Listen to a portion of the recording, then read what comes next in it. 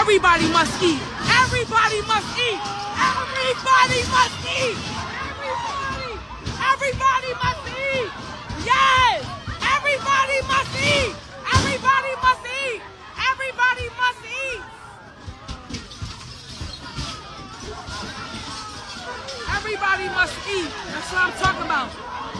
Rest well, Eddie. As looters pillage Philadelphia and neighborhoods like East Harlem receive significant economic retreat, we must talk about the issue of Black accountability if we really want to understand what's going on. As many of you may have heard recently, the acquittal of an officer in the death of Black motorist Eddie Irizarry ostensibly caused several hundreds of Black youths to go into the city center of Philadelphia and begin looting iPhones, looting the Apple Store, and doing a bunch of other abysmal things. And of course, across the country, there has been a mass exodus of certain retail stores like Walmart and recently Target in East Harlem, leaving majority Black neighborhoods due to theft concerns. And many of us want to blame these problems on the issue of systemic racism. Many of us want to blame these problems on the so-called oppression and the so-called bad hand that Black people have allegedly got throughout their entire history. Many of us want to blame everything and everyone but the individuals that put into motion the consequences that bring forth these kinds of changes. Which is why I recently said on my Twitter that we cannot meaningfully address any of the problems we are seeing happen as it relates to race in America and as it relates to majority-minority communities in America without first addressing the problem of Black accountability. Now, this is going to get me into trouble because many people will automatically think that I am saying that they are accountable for those horrific riots and looting that you just saw a few moments ago. I'm not saying that. And Black accountability does not necessarily mean that every Black person is responsible for what other Black people do. Not at all. But I use the term Black accountability because it reflects the current character of the race conversation in America. The way that the media and the intelligentsia treat the topic of race is through the progressive framework. It is through the progressive worldview. And the progressive worldview says that the individual is not the idea that matters the most in society.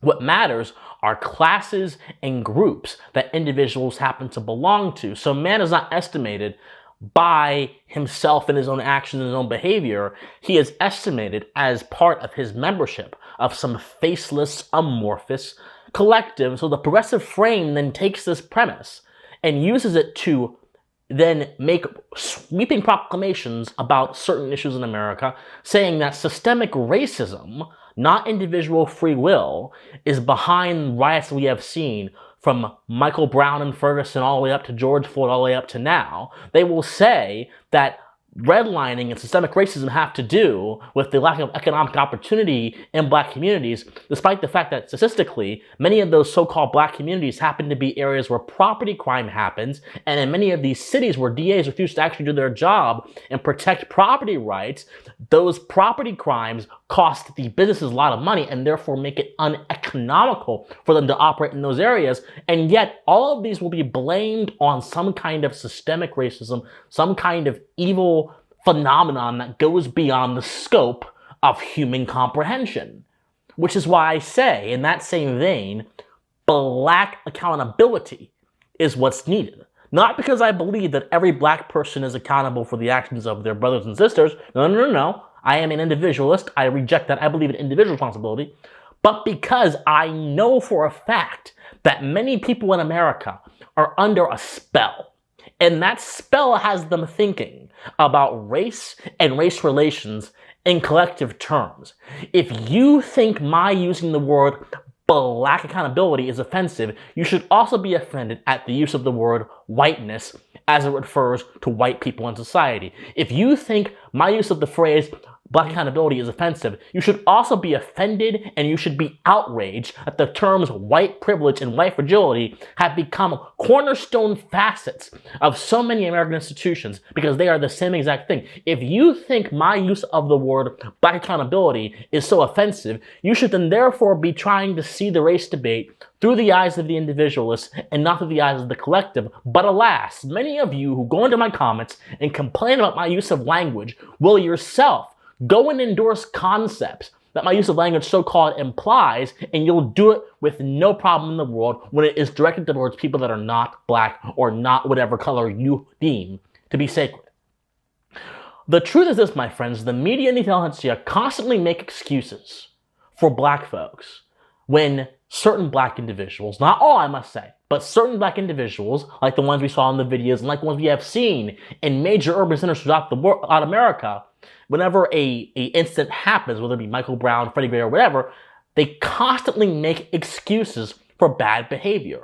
They will say, or even go as far to say, that rioting is simply property destruction, and property destruction should not overshadow the emphasis which should be on the loss of black lives, when in all reality, they will then turn around and say that black lives are being impacted by the lack of economic opportunity, when in all reality, property damage is linked to a lack of economic opportunity. They will then go ahead to defend rioting, as Rolling Stone did not long ago, and they will say that rioting is the voice of the oppressed, and rioting is the way for people who are just upset with the system to show they're being upset, and to do so righteously in the name of racial justice. And you'll have Trevor Noah saying the same kind of thing. You'll have so many publications like Washington Post carrying water for such violent behavior in the name of equity, in the name of progress, and yet what they don't actually consider is the moral condition of our society,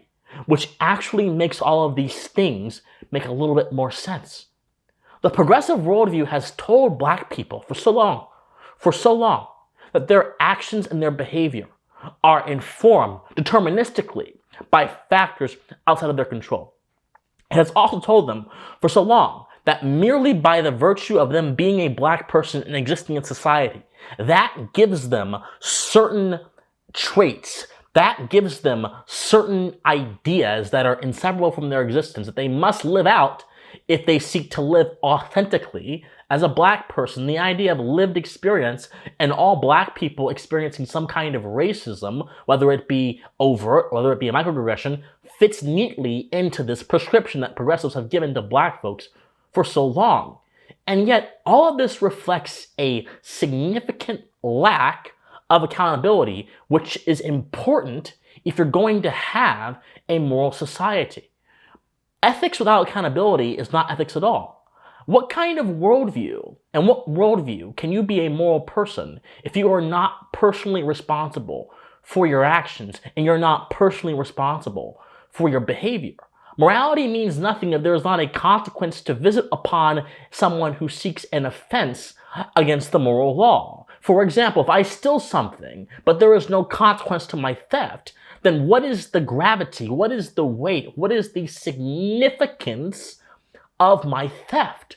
The truth is, man learns and is informed about the nature of the world by limitations, and consequences and punishments that flow from righteous moral first principles are a result of limitations. But a man that is not informed by limitations, but is instead informed by intuition, and instead informed by lived experience, and instead informed by opinion, and then has his entire moral universe defined in these relativistic and subjectivist terms, is someone who cannot be a moral person, and who can instead justify immoral atrocity in the name of misguided, misconstrued, ill-defined ideas like equity and like racial justice, which we saw the rioters in Philadelphia invoke during their barbaric rampage.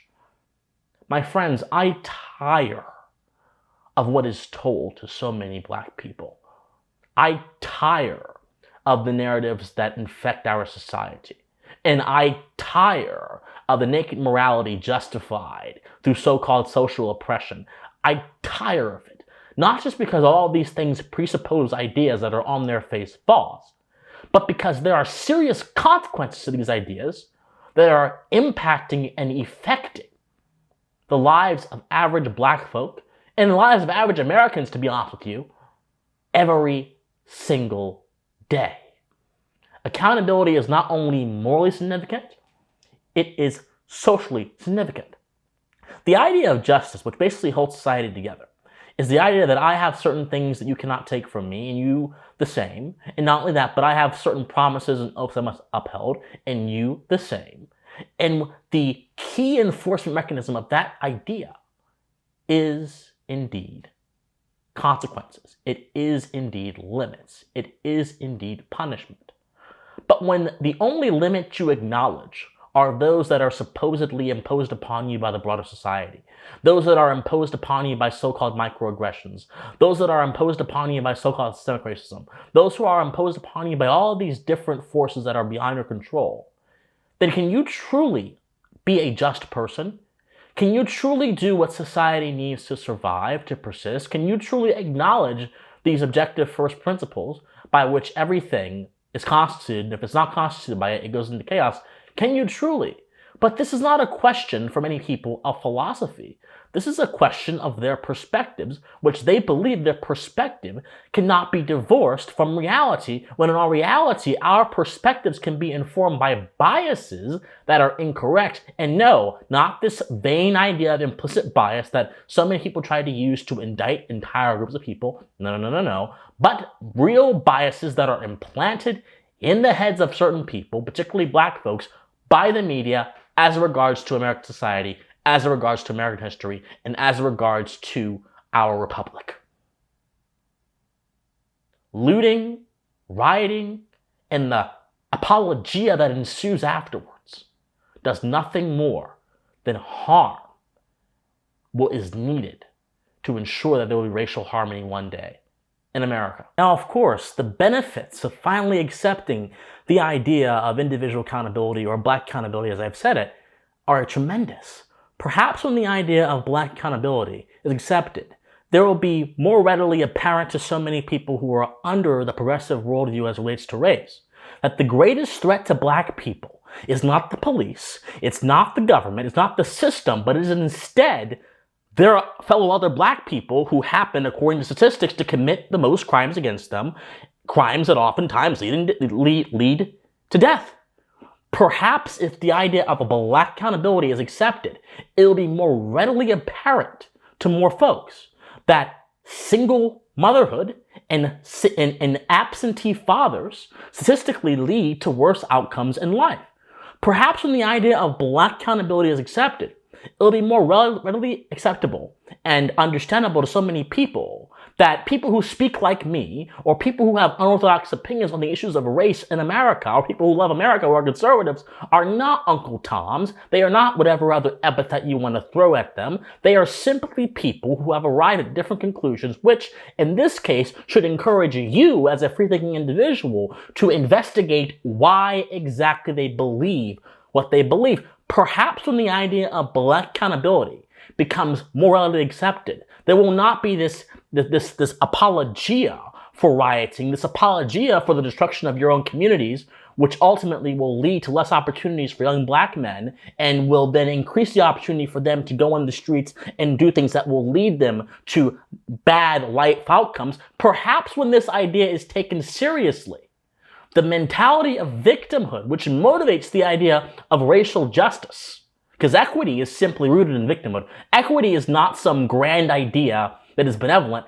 Equity says, by virtue of what you are, not who you are, but what you are, that somehow puts you at a certain status in life, and you therefore are entitled to certain actions to correct that status. That is a lie from hell, because it presumes that your life is determined by some immutable characteristics and not primarily by what you decide to do in life or even the environment you grow up in. Because I promise you, your environment that you grow up in, which by the way you can change in most cases, is going to be more consequential to your journey in life than your sexuality or your skin color. But yet equity is rooted in that victim complex, which is also rooted in this power and privilege economy, which is also rooted fundamentally in a rejection of logic and a rejection of reason and a rejection of objective reality. Perhaps when the black accountability becomes a thing, these ideas will fall by the wayside and they will be relegated to the dustbin of history where they belong,